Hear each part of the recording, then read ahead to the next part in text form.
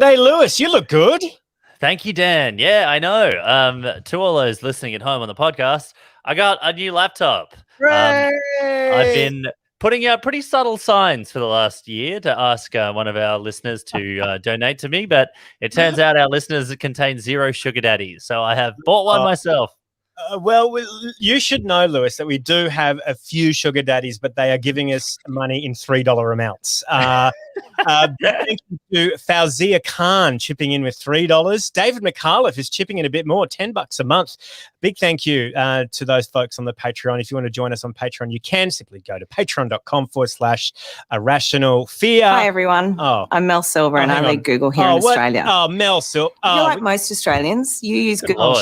Oh, we just don't need her. She's up everywhere. Have you seen Mel Silver? Do you know Mel Silver? I'm unfamiliar with Mel Silver. I've gotten rid of Google in anticipation of our upcoming future. Well, I just feel like she's everywhere. She's omnipresent. I want to say to people living in so-called Sydney metropolitan area, we are 80% sold of our 100th live show, which is great news. You've only got 6 more days to get tickets. Go to giantdwarf.com.au. The link will be in the show notes. Lewis, who is on the show? You and I are there, Dan. The wonderful Gabbi Bolt, who has been blowing up TikTok. We've got, of course, Yumi Steins, the great Yumi Steins. We have Alice Fraser, the delightful, the hilarious, the wonderful Alice Fraser. We have Chris Taylor, unbelievable, the actor-winning writer of the show he did, which Stand Upright. Fuck, there it is. And sorry, Tails. And of course, is Hamish Blake still coming? Yeah, he is. I think he said he was. Blake. Yeah. Excellent. So when Sami Shah comes, how annoying would it be if I just said "Thank God you're here" over and over to him? I think that would be part of the show. So please head to giantdwarf.com.au to buy tickets, and letting you know that I'm recording my end of Irrational Fear on Gadigal land in the Eora Nation. Sovereignty was never ceded. We need a treaty. Let's start the show. Let's bring everybody. Yeah, click, click. All right. Tonight, fake news has been named the word of the decade by Macquarie Dictionary. The Oxford Dictionary has reached out to clarify that it's actually 2 words. And having missed out on any of the $177 million bushfire recovery fund, the heritage-listed Blue Mountains realised they made the mistake of not being a rugby league club from Queensland with a women's team that doesn't exist. And Tanya Plibersek's confrontation with Craig Kelly over vaccine conspiracies had the Liberal backbencher needing to apply hydroxychloroquine for those harsh burns. It's the 5th of February, and it's a historic and proud day for Irrational Fear podcast. This is Irrational Fear. Welcome to Irrational Fear. I'm your host, Dan Ilic, former CEO of Amazon.com. Let's meet our fearmongers for tonight. A man who decided that it was simply too risky to come to so-called Sydney to do our 100th anniversary live show.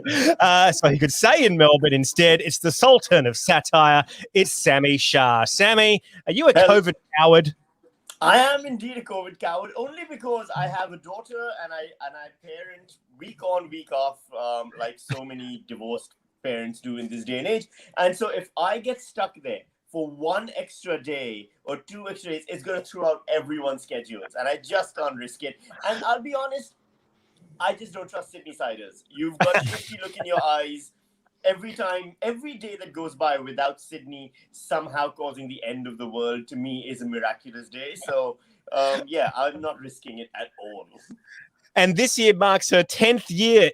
And this week marks her 10th year in Parliament House Press Gallery, yet she is yet to seek parole. It's friend of the podcast, Shalailah Medhora. Shalailah, 10 years, that is a long time to be giving yourself to the Australian Parliament House Press Gallery. Man, I must have done something really bad, I mean, Sami, if you feel that Sydney siders are shifty, God knows what you must think of people who work in Parliament House, because they're a very, very shifty bunch. And it's the man who refuses to line up for anything. It's Lewis Hobba. I mean, that's accurate, but also I don't know why that would be a surprise. I don't know. Lining ups for idiots. Yep. Coming up a little later. Coming up a little later on, we're going to be crossing live to Myanmar to hear how young people are coping with the military's decision to give up on that whole democratic process thing. After just being 5 years in opposition, we'll ask, what can the ALP learn from the Burmese military junta? But first, a message from our sponsor. Hi, everyone. Oh, no. I'm Mel Silver, and I lead Google here in Australia. Sorry. That's the wrong sponsor. She always just turns up out of nowhere. But first, a message from our sponsor. Hello, I'm Bill Gates, former Microsoft founder and CEO, now full-time boomer with too many resources at hand. And when I'm not plotting to vaccinate the world with the latest antivirus, I'm using Bing. Bing almost works as great as Google. That's why over 6% of the world trust Bing to find what they're looking for. Say you want to find the best coffee shop near you. All you have to do is go to www.bing.com and type in Spanish Civil War, and Bing! The best coffee shops will appear on your screen. And say you want to read all the latest news on your phone. Just download the Bing app and hit the latest news tab, and Bing! You can binge all the latest news on the Costa Concordia shipwreck. You know, with the departure of Google from Australia, my old friends at Microsoft are ready to make Bing relevant to Australia, as Australia is relevant to the world. Bing! Oh, and this has nothing to do with the rumors of me trying to inject you with 5G nanobots. Just try to search for it on Bing. It doesn't exist. Bing! Bing! Bing! Ha ha ha ha! Some real money coming into the podcast. I really enjoyed that. Thank you. Yeah. First night, Collingwood Football Club is... sorry, I'm getting some echo. Hang on a sec. Maybe Sammy, do you have headphones? Yeah, let me close this. Hang on. That's all right. Thanks, Lewis. I was pretty happy with my Bill Gates. I think it's actually been so long since I've heard Bill Gates speak. He could sound like anything now. Like, and I would believe it. I actually have no idea what. To me, I'm like, oh, that must be what he sounds like. All right, here we go. Collingwood Football Club is, according to long-standing president Eddie Maguire, not racist, but has problems with systemic racism. What's the difference? Well, not even Eddie could phone a friend to find out. A report on the failures of the football club to deal with systemic racism was delivered to the club in December, and in classic Hollywood defensive form, they promptly buried it. It was then leaked to a journalist who was going to publish it this week. So once again on the back foot, Collingwood president Eddie Maguire got out ahead of the story and held a 50-minute press conference to announce that it was a proud and historic day for the club. Historic, yes. Proud, it's the kind of proud a 3-year-old has after they've made a mural with their own feces on the living room wall, I think. The Do Better report says a few things, like there's a gap between what the club stands for and what it does. What it stands for, of course, is winning football games. What it does is winning football games while being racist. The report acknowledged that Collingwood does do some great stuff in the community, like programs around homelessness. It's just that it does that at the same time as being racist. The report also says that whenever racism is reported, racists in charge are too busy thinking racist thoughts to hear the reports. They forget what was reported, so no one thinks they're racist. Fearmongers, is this a proud and historic day for Collingwood? Sammy? Well, one of the things you have to understand is that Eddie never got a chance to tell us exactly what he was proud of. You know, he said he was proud. We don't realize he is proud, and he's rightfully proud of the racism in the club, of how good they are, how efficiently they've done it over the years, how they've had a game plan and they've stuck to that game plan no matter what came their way. You know, that requires effort, concentration. Here's the crazy thing. The thing that upsets me the most about this whole story is that I now have to talk about footy, and I do not care about. I'm from Pakistan and I don't give a shit about cricket. Why would I ever care about footy? The only way I could ever care about footy is if a sinkhole opened up under the MCG, swallowed all the teams, all the players, all the supporters and fans, and the overall IQ of this country went up significantly. Until that happens, I would like to avoid talking about footy, but somehow, because it addresses racism, and involves racism, I now have to talk about this repulsive sport run by an absolutely repulsive group of human beings. Well, if the racists weren't going to come after you because of the color of your skin, it's definitely the AFL comments that are going to hit them. The way I figured, someone's coming after me at some point anyway. So, might as well throw the net far and wide and just get as many people as possible. Well, yeah, as a born and bred Geelong man, I need and a lifetime Geelong fan. I've always been a huge fan of footy, and the racism in footy is huge and it's out of control. And Eddie Maguire, like we've all seen when he told we mentioned on radio that Adam Goodes should go and see King Kong. There's he has been terrible this whole time. And it is often, with all issues like to do with race, you'd often say it isn't a black and white issue. But with Collingwood, it literally is. It's the colours of their jersey. So there's really nothing that he can say to get around that. But it is, you could sort of see what a normal person without that history might be trying to say in that moment. Like, not proud, but like acknowledging these issues is important. But I mean, what a butchering. For a person who talks professionally constantly, what an absolute nightmare. Can I just give you a short list of some of the things that Eddie Maguire has said, badly in the past? So, for example, there's the time he, like you said, said Adam Goodes should promote King Kong. When he joked about drowning AFL journalist Caroline Wilson. When he made homophobic remarks about a male figure skater called male figure skaters. When he called John Aaron a muzzy. Asked when he should be boning 9 Network presenter Jessica Rowe, and called Western Sydney the land of the falafel. These are all humongous acts of racism, homophobia, misogyny from one man whose career has done nothing but benefit from this. So why would he stop at this point? Well, there's no real benefit. Gaslighter in chief, really, isn't he? Like, by saying, no, there's no racism. It's like, who are you trying to fool with all of these comments? Like, honestly, that's what you say on the record. Can you imagine what goes on behind the scenes in that particular club? Like, it's massively gaslighting on a national level. Well, I think it's absolutely clear that Eddie is clearing the decks and he's absolutely ready for a career in national politics. I don't think he could afford the pay cut, to be very honest. I mean, I've seen the man wears a Rolex Daytona on his wrist. That's $100-something thousand watch. He has a TV show. He has a radio show. He has all of these things. Going into politics would be a massive step down for him at this point. To get that kind of watch, you have to work at Australia Post, and that is just a sideways step. That is a sideways step.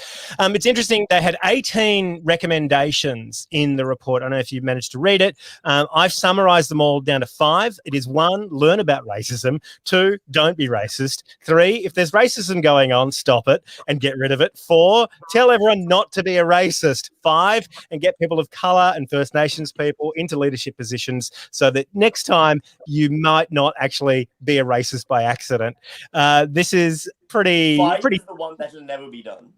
5 will never be accomplished. We can actually cross that one out right now. You don't think that'll be done? I think this is happening in organisations all over the country right now. Which organisation has... I actually think that's the first thing that they'll do, but they'll put in a figurehead person like they did at this particular press conference. Yes. Colour, a First Nations woman there to mop up the mess of all the racists, basically, to be the figurehead, to be like, look, we're not so bad. We've got a First Nations person here sitting next to us. We can't be that bad. That's the first thing they do. And then that poor person gets stuck with the burden of not only having to deal with racist incidents in their organisation, but then also cleaning up the mess of those racist incidents. I mean, they could always just hire Sam Newman in blackface. No, but that's what I was going to say. There's a long, Chris Lilly's still available. He's got nothing going on these days. No, it's very interesting to see the list of, you said, like all the different things. They're about as effective and as innovative in their approach to dealing with racism as when you were in 3rd grade and your teacher said, if someone bullies you, say, stop it, I don't like it. Yeah, I mean, this is exactly the bullying policy at high school. It's actually the same dot points. It's so baffling, and it's so crazy that we have to give this to proper adults to read. Perhaps someone that.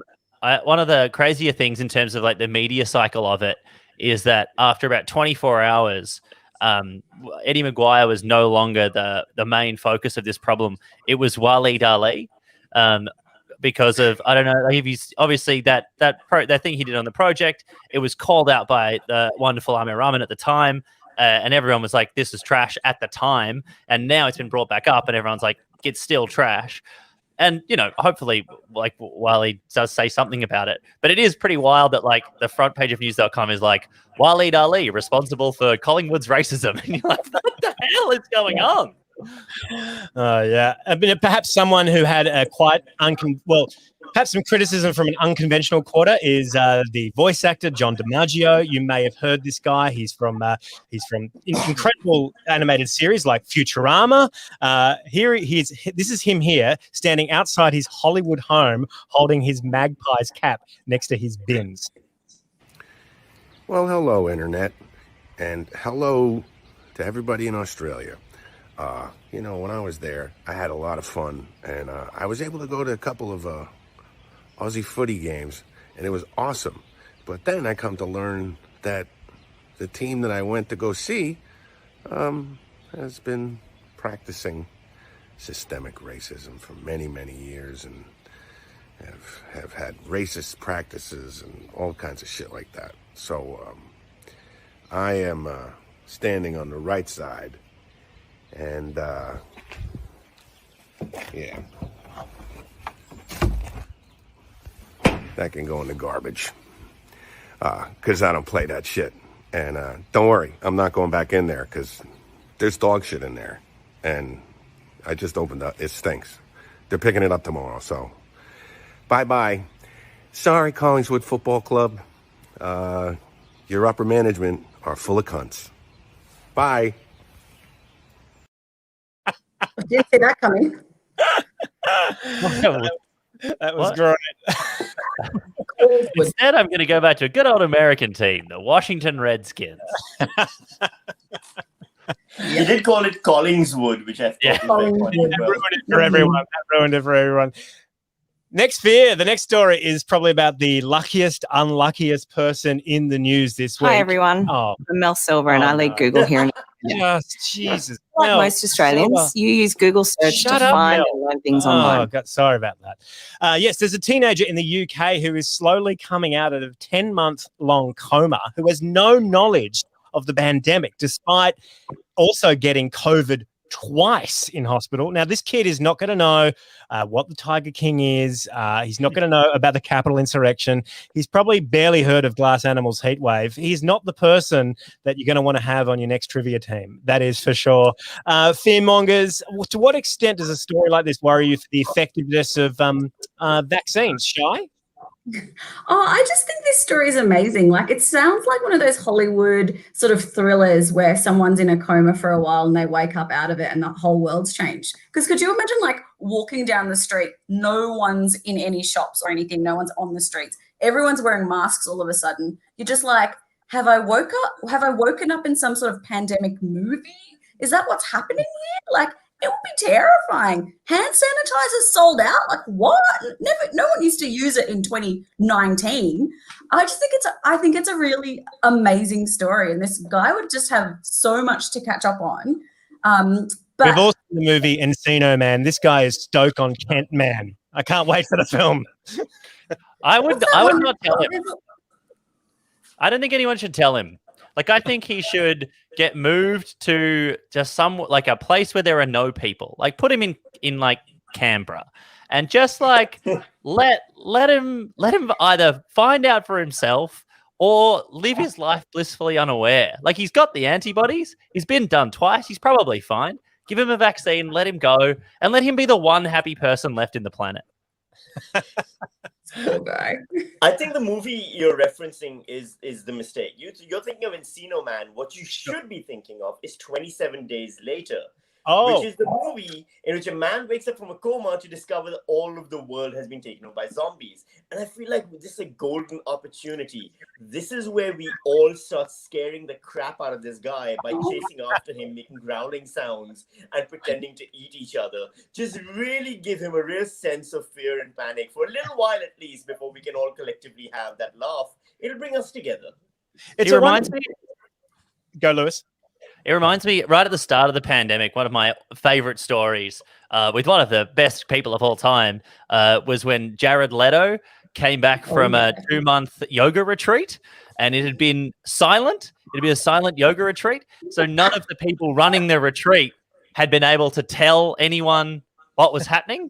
So Jared Leto just like wandered back in from his like little time, and he was like, "Hey guys, what's happening? Are we shooting a new DC film? What's up?" And I was like, Jared, I've never been more relaxed. Yeah. I was like, fuck, as always, I'd love to be Jared Leto.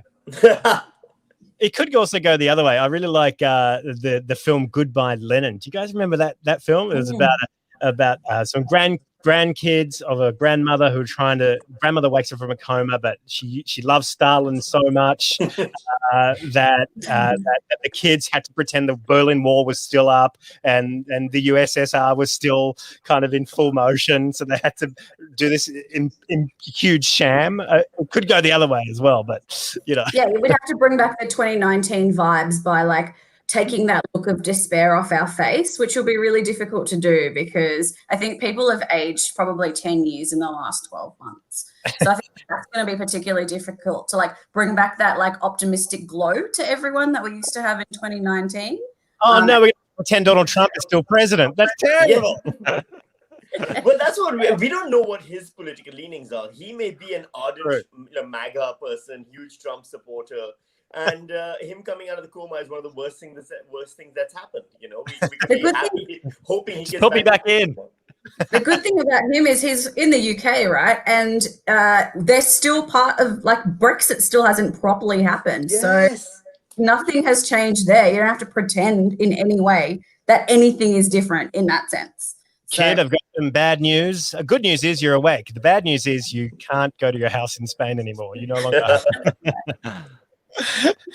Here's the third fear of the week. Striking the balance of, how to pay hotel quarantine workers has become a bit of a big problem. Don't pay them enough. They've got to take second jobs in the gig economy like in Western Australia, or pay them too much and they indulge in epic social lives that can endanger others. A new case of COVID in Victoria has come about. Now, this guy was a hotel quarantine worker, and while he's infectious, he had a bit of a journey. On Saturday, he went not to one, but 2 sporting clubs. On Sunday, had a big shopping day. He went not to one, but 2 Kmarts and a Coles supermarket, presumably because he thought his temperature would go down.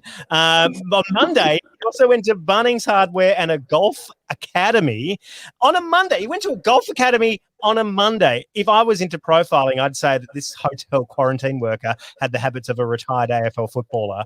How do we strike the balance here, guys? How do we strike the balance between, paying our folks too much so they have a good time, or underpaying them that they endanger the lives of others? Either way, it's dangerous.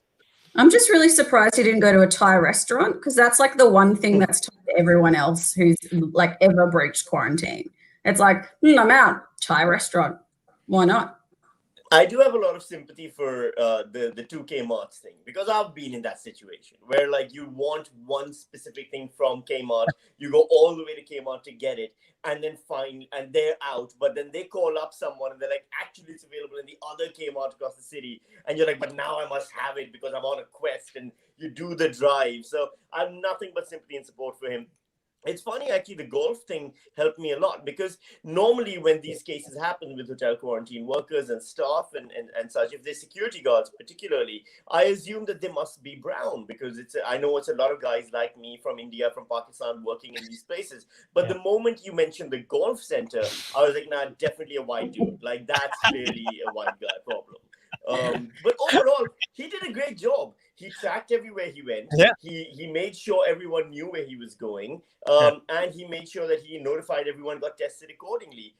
So, if we had more hotel quarantine workers like him, that was great. Lisa Neville MP said in Victoria Question Time today, the hotel quarantine worker had, quote, an amazing phone with a map that tells him everywhere he's been. It's better than the Commonwealth's COVID Safe app. I assume that was just Google Maps, right? Yeah. Yes. Wow, this guy has a COVID Safe app. It's not a hard benchmark to meet. It's it is like, it does feel like hotel quarantine workers need to be told about online shopping. Like, you don't need to go to 2 Kmarts. You don't need to go to any Kmart. No, you know Kmart what it is? It's a Melbourne thing. It's a Melbourne thing. You're in Sydney, you don't get it. We spent 7 months of just doing online shopping. if I have to click to purchase one more thing, I'll lose my mind. I will walk to India to buy the right spices now just to make sure I get out of the house. Well, with an anthem for Melburnians in their current rampant case of COVID, Gabbi Bolt and Bec Shaw have this for us. Hi, everyone. Oh, I'm Mel Silver, and I lead Google here. Sorry. They have this. Sorry, Bec Shaw and Gabbi Bolt have this for us.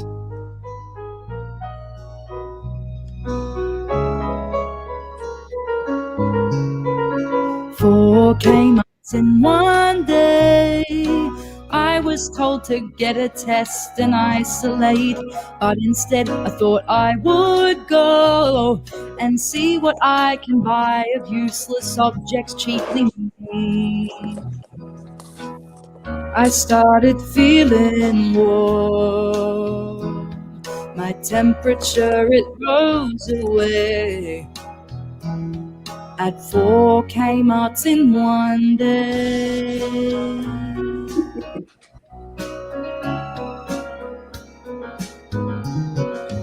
Four Kmarts in one day.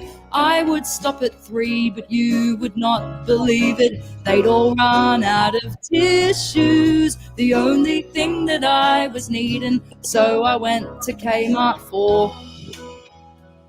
I mean, it's not like I have got COVID. Craig Kelly's Facebook told me it's a myth. And see the shit I got on sale from 4 Kmarts in one day. Don't scan QR codes, I invade personal space. Left my mask at home for my trip to 4 Kmarts in one day.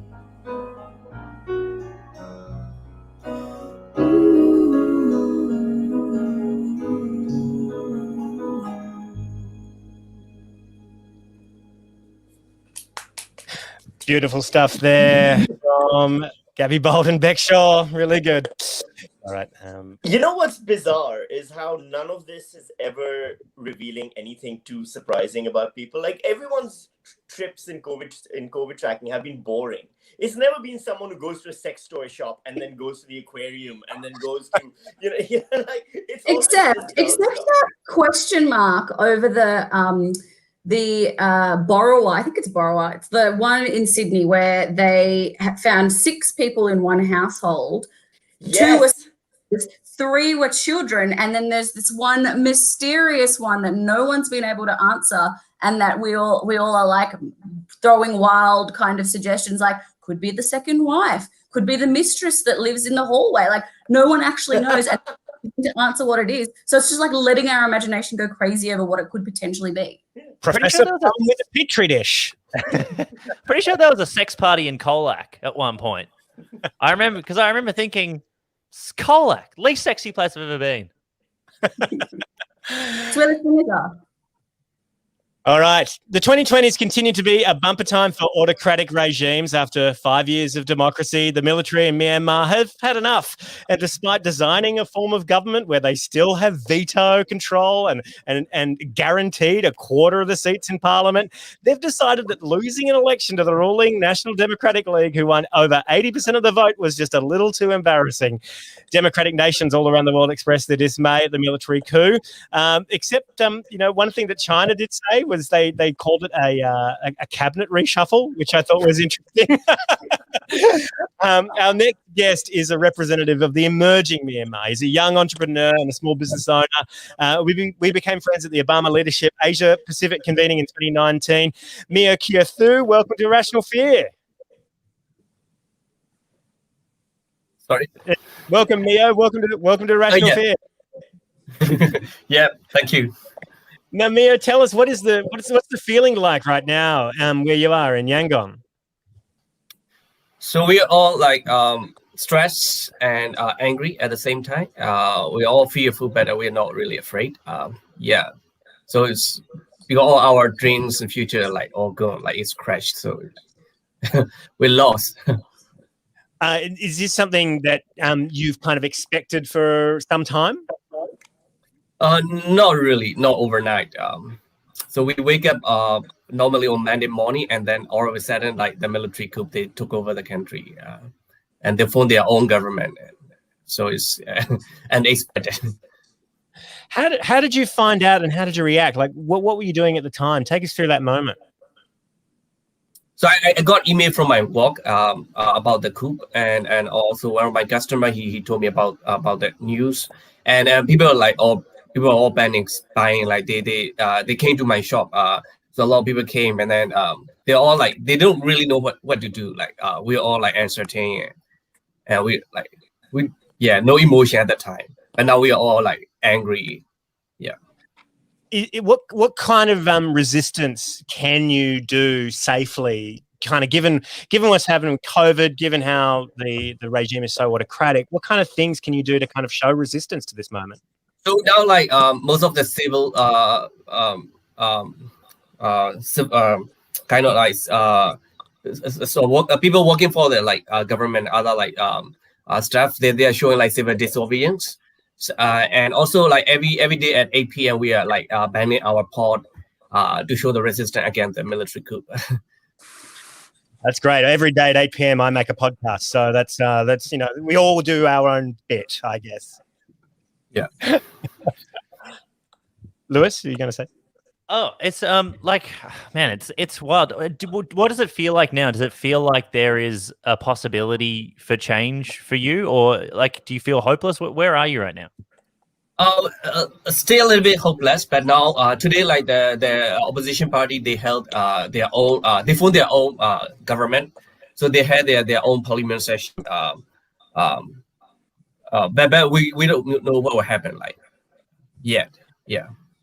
At this point, has the new military government announced any any new rules and regulations in terms of censorship, in terms of any of those things? Yeah. Starting from Monday, they trying to cut off all the internet and Facebook, and all the telephone line were cut off. But it was resumed. But today, like they announced, they issue a notification to the like service provider to stop to ban their Facebook. And also they're trying to block the VPN. So we are now using Facebook through VPN, but they're trying to also like cut off the VPN as well. So they may also cut off the internet soon. That's so interesting. Like, it must have been strange for the military to kind of get a grasp of that and kind of understand how to in effect kind of stop communications because the internet's pretty new in Myanmar, right? Like, it's like over the last 5 years, it's kind of just come in, and the military previously didn't have to do too much to kind of shut down communications, but now the internet is this tool that's everywhere, and it must be so strange for them to kind of shut it off. Yeah. And also they also like using the internet, right? Like the military also using Facebook as a tool to spread rumors and to control the country. So and so now people are migrating to Twitter. We are now using Twitter instead of Facebook now. Really, that's so fascinating. So Facebook has become the malevolent tool of the Myanmar military. I guess Facebook's got to go really check its history, particularly with Rohingya population and stuff like that from the last few years in Myanmar. Yeah, they use Facebook as a tool to like also to spread rumors, and also like the Rohingya conflict was started like through Facebook, right? They spread false news, and then people start like protesting and going against each other. Like, what kind of safeguards are there on Twitter versus Facebook? Do you know? Don't know. There are none. It's more about accessibility. I mean, so for example, I remember when the massacres against the Rohingya had started, it was WhatsApp, not even Facebook. That was really the problem. And you're seeing the kind of same stuff happening. My question though is this Tan Shui's loyalists? Are they the ones who are now bringing this stuff about again after all these years, or is this a whole new group of army people who have no connection to the previous military juntas? it's not new. Like people like they had like successor, right? Like so that maybe they may think that the old military general like maybe thinking he is too soft on the country. So and also like they start to think that they one of their ambition is also to stop the civil war like within the country on their tanks. But it may not happen really soon. Sorry, go Shalailah. I was just going to ask what you think the international community should be doing about this. I mean, I know Australia occasionally weighs in to what could potentially be issues in Myanmar, but doesn't really have too much of a skin in the game. What do you think countries like Australia should be doing? To spread more news about what they have done about the military government, and to maybe to sanctions their related businesses, not to sanction the whole country. I think it will not be really effective.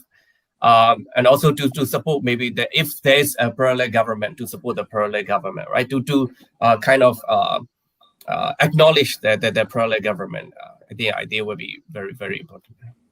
Do you think the government, they're meeting currently outside in kind of an informal fashion? Do you think they are safe? Or do you think they'll probably get arrested again? No, not really safe. They are in like Naypyidaw, which is the capital. Is where the military is based. So, yeah, it may not be safe. Like, and because do you feel safe? Like, are people like you, who aren't directly connected to the government, safe? Do you feel safe at the moment? No. It's like going back to the past. Like we don't know who is who, and yeah, we don't know. Now, like we have to take out ourselves because if something happens, there's no one to do like save us. Now, yeah. Sami, you've lived in an autocratic regime twice. Yeah, 2 of them. Are you counting your time in Melbourne as autocratic under Dan? Yeah, of course, dictator Dan. That's what I meant. No, what is funny was watching, not funny really, but like it was that weird kind of deja vu when I saw the footage when they made the announcement of the military takeover in Burma, in Myanmar. It was on the news over there, like a news anchor makes the announcement. And it was very much the same of what I saw, growing up when Pervez Musharraf took over. And prior to that, whenever we'd have like the government, the military stepped in and kicked out one Democratic Party and brought in another one and all of that. It's always the state news that used to bring you that news. So it was kind of bizarre to see that again. But also what Myo was saying is so true, that feeling in the first few days of no one knows what's going on, because the people who put these plans into action discover very quickly that nothing goes according to plan. And then they scramble to make things fit either their plan or make up a new plan. So until they unveil what they actually want, who's in charge, how it will work out, you just hope for the best. And it never works out for the best. It's going to be, military dictatorships aren't known for their kindness and their light touch and their tolerance for dissent. So Myanmar's got a long road ahead of it. Unfortunately, it's a road it's been on before. Myo, I saw reports that as soon as the military took over, they started putting propaganda across broadcast television and radio and things like that.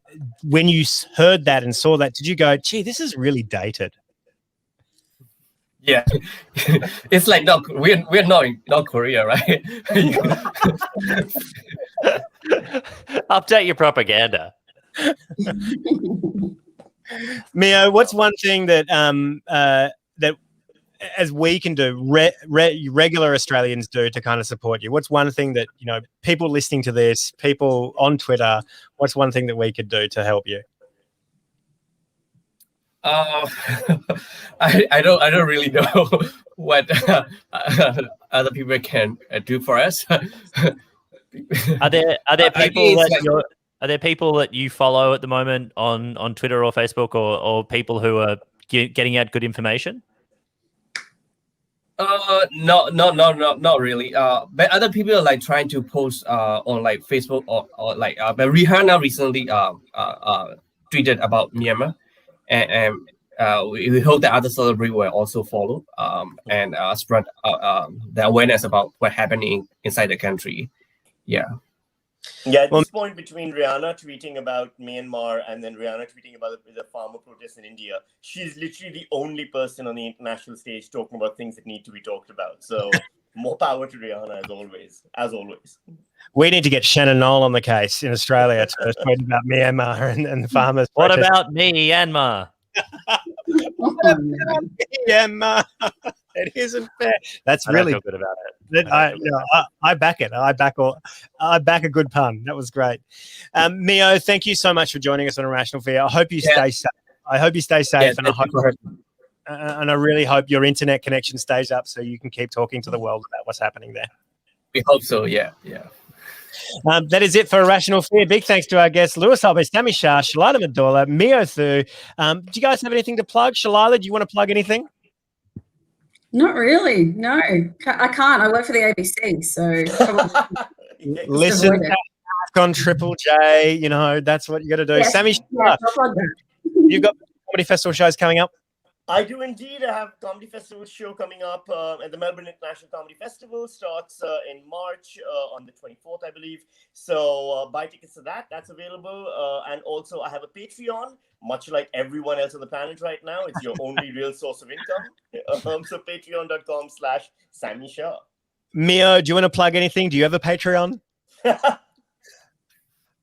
So we like Burmese people now need the international support to spread more awareness and to stop the military government from doing what they're doing. So we all need your help. Yeah.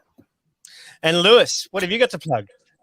Daniel, next Thursday, in a week's time in Sydney, there is a wonderful show that if it were me, I would be selling my firstborn for tickets for. That is Irrational Fear's 100th episode. It's got all the hits. It's got all the guests. It's got everything we mentioned at the start of the show. I'll be getting a free laptop from a member of the audience, which is pretty exciting. There's a lot going on. All right, thank you very much. And also, hi everyone. I'm Mel Silver, and I lead Google here in Australia. Like most Australians, you use Google search. All right, a big thanks to Mel Silver. Also, big thanks to Roadmarks, the Bertha Foundation, our Patreon supporters, Jacob Round on the Teppanyaki timeline, Gabbi Bolt and Beckshaw for their 4K Marts in one day, and all the folks on the Discord channel today. It was popping today. It was energetic. It was interesting. It was smart. Until next week, there's always something to be scared of, which is our 100th episode live show. Get your tickets. There's only 20 or so left. Good night. Thanks, everyone. Hi, everyone. Oh, God. I'm Mel Silver, and I lead. Thanks, everyone. Thanks, Mio. Really appreciate you tuning. Thank you, Mio. That was really great. Thank you. Yeah, stay safe. Stay safe, mate. So, yeah. Thanks, everyone. See you next time. Cheers. Bye. See you, gang. Bye. Bye. Thanks, Mio. That was great.